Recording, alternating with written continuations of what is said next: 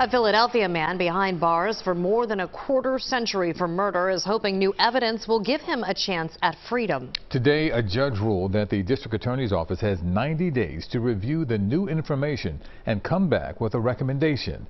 CBS Philadelphia's Josh Sanders was inside the courtroom today and previously spoke to the man who's behind bars on the phone. Hi, this is David Perry for Tyree Wallace. Every week, attorney David Perry dials into the Pennsylvania Department of Corrections SCI Phoenix to speak with his client Tyree Wallace, serving life without the possibility of parole for his connection to the October 27, 1997 robbery and murder of John Soo Kang, a deli owner in Point Breeze. Somebody who could provide safety for you in one species, feed you in another species, and to be a giant in the community was somebody who I just looked up to at that time, and I continue to look up to now. A robbery and murder Wallace says he had nothing to do with. Can you remember where you were when you found out that he'd been murdered? I remember watching the news report and thinking about what they were going to do to the person who was responsible for doing it.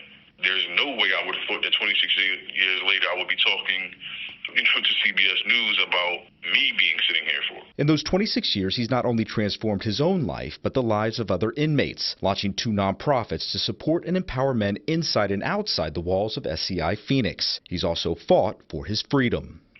I was sentenced to a life sentence for a crime in which I had absolutely no involvement. His attorneys filed a petition known as a PCRA petition with the Philadelphia Court of Common Pleas to overturn his conviction. In this courtroom, it all sort of galvanizes into actual sort of visceral action in front of a real judge and real, Commonwealth attorneys. His attorneys are arguing one of the Commonwealth's cooperating witnesses in Wallace's trial was never made known to his then attorneys, a violation for failing to disclose evidence. And witnesses who testified against Wallace at trial have either recanted or otherwise been disqualified, including his co-defendant, who according to 5 affidavits attached to the PCRA petition, including one from a blood relative, say Wallace had nothing to do with the murder of Mr. Kang. Till it's over, you have to stay optimistic.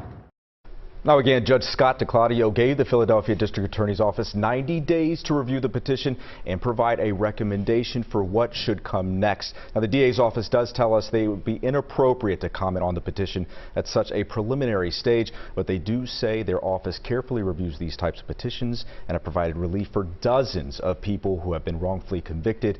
Yuki, we will sure be able to follow this story. Yes, indeed. No doubt. And keep us, please, keep us up to date with that. We'll do. They are Absolutely. staying optimistic, like you said. Very optimistic. Yes, sir. Appreciate it, Josh. Thanks so much.